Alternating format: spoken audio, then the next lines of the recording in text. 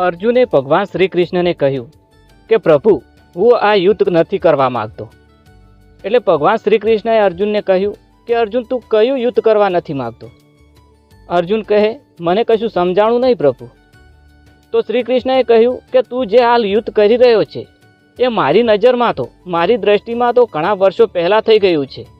બસ તારે તો નિમિત્ત બનીને આ યુદ્ધને દુનિયાની સામે લડવાનું છે અને માત્ર દુનિયાની સામે સાબિત કરવાનું છે કે આ યુદ્ધને હું લડી રહ્યો છું.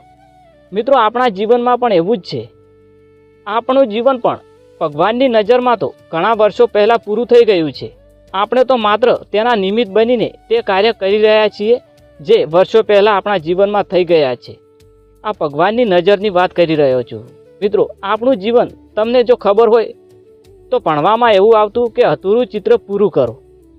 એટલે આપણું જીવન પણ અધૂરું છે, માત્ર આપણે તેને જોડીને પૂરું કરવાનું છે. એટલે મિત્રો, ચિંતા ના કરો.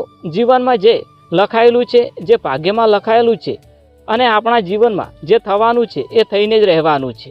ચિંતા કરવાથી કંઈ બદલાવાનું નથી. જે આપણા જીવનમાં અધૂરું છે એટલું જ પૂરું કરવાનું છે. મિત્રો, આ વિડીયો તમને થોડો પણ સમજાયો હોય તો પ્લીઝ એકવાર વિડીયોને લાઈક કરી દેજો.